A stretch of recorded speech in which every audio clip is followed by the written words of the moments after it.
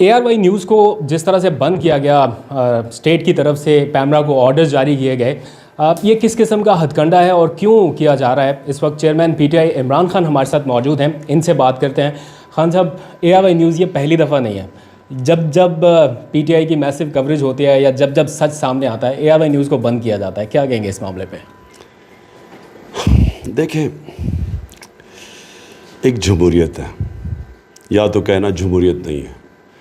جمہوریت کے اندر قانون بنے ہوئے ہیں کہ اگر کوئی بھی قانون توڑتا ہے تو اس کے اوپر کیا ایکشن لینا چاہیے۔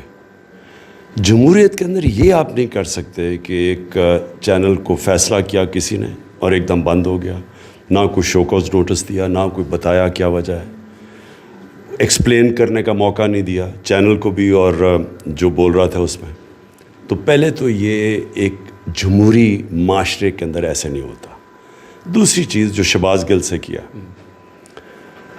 اس کو ابڈکٹ کیا، یعنی اریسٹ نہیں کیا، ابڈکٹ کیا، اغوا کیا، گاڑی میں پکڑے، نہ کوئی وارنٹ دکھائی، اس کو نکالا، اس کے ڈرائیور کو بری طرح مارا، اس کو بٹ سے مارا، گاڑی کے شیشے توڑ دیے۔ یہ تو کوئی بنانا ریپبلک میں بھی ایسے نہیں ہوتا۔ آپ وارنٹ دیں، قانون توڑنے کی، قانون توڑا ہے اس کو موقع دیں، اگر نہیں صفائی پیش کر سکتا اور جیل میں ڈال دیں۔ لیکن اگر اس طرح کریں گے، ساری اس کی ویڈیو چل رہی ہے سوشل میڈیا پہ، وہ کیا لگ رہا ہے کہ کیا پاکستان میں کوئی فنڈامنٹل رائٹس نہیں ہے؟ کوئی کوئی کسی کے حقوق کی حفاظت کرنے کے لیے کوئی ادارے نہیں ہیں؟ یا اس سے بھی زیادہ کیا کسی کو خوف نہیں ہے کہ اس طرح کے لوگوں سے کرے، اور خوف نہیں ہے کہ ان کو سزا ملے گی؟ 25 مئی کو بالکل یہ کیا گیا ہمارے سے، جس طرح انہوں نے ظلم کیا، پولیس نے، رینجرز نے لوگوں کے اوپر، گھروں میں چلے گئے رات کے 2-3 بجے، خواتین تھی۔ اور انشاءاللہ ہم اس کو پورا پرسو کر رہے ہیں، ایکشن لے رہے ہیں۔ لیکن جب وہ کر رہے تھے تو ان کو خوف، کسی چیز کا خوف نہیں تھا کہ ان کے اوپر کوئی ایکشن لیا جائے گا۔ تو اگر ایک معاشرے کے اندر اس طرح کی چیزوں کی اجازت دی جائے تو وہ پھر جنگل کا قانون بن جاتا ہے۔ جو طاقتور ہے وہ جو مرضی کرے، جو کمزور ہے اس کے لیے کوئی تحفظ نہیں ہے۔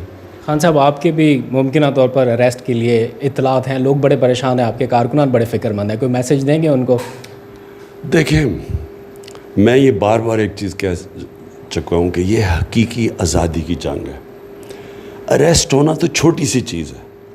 میں نے جب فیصلہ کیا تھا کہ اس حقیقی آزادی کی جنگ میں لڑوں گا، جہاد اسے کہتا ہوں، میں نے یہ فیصلہ کیا تھا کہ اپنی جان بھی قربان کرنی پڑے نا تو میں اس کے لیے کروں گا، کیونکہ میں غلام نہیں رہ سکتا۔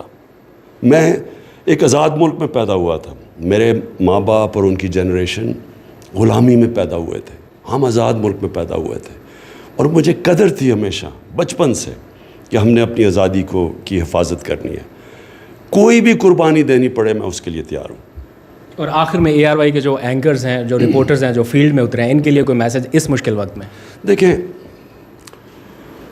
ہمارے سامنے ہمیشہ 2 راستے ہوتے ہیں۔ ہم نماز میں اللہ سے مانگتے ہیں کہ اللہ اس راستے پہ لگا جس پہ تو نے نعمتیں بخشیں، دوسرے راستے پہ نہ لے جا جو کہ ایک انسان کی تباہی کا راستہ ہے۔ یہ ہمیشہ ہمیں فیصلہ کرنا پڑتا ہے زندگی میں کہ ایک ہے رائے حق۔ رائے حق جو ہے، جو سیدھا راستہ ہے، وہ مشکل راستہ ہے، وہ ہمارے نبی صلی اللہ علیہ وسلم کا راستہ ہے۔ ان کی زندگی آسان نہیں تھی، لیکن وہ ایک انسان کی عظمت کا راستہ ہے، مشکل راستہ ہے۔ اب ہمیشہ جب انسان کے سامنے 2 چوائسز آتی ہیں، ایک آسان چوائس ہوتی ہے کہ ظلم کے سامنے سر جھکا لو۔ یہ جو اب آج عاشورہ ہے، کیا ہمیں پیغام اس دنیا کی تاریخ کی سب سے بڑی قربانی میں سمجھتا ہوں دی گئی کربلا میں، وہ کیا پیغام ملا سارے مسلمانوں کو؟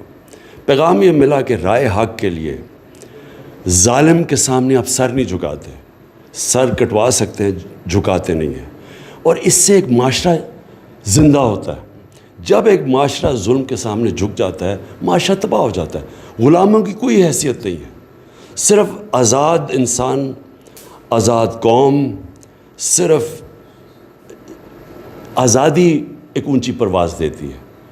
اقبال کا جو علامہ اقبال کی ساری جو کوشش تھی سوئے ہوئے غلام مسلمانوں کو جگانے کی، وہ ساری تھی خودداری کی، خودی کی.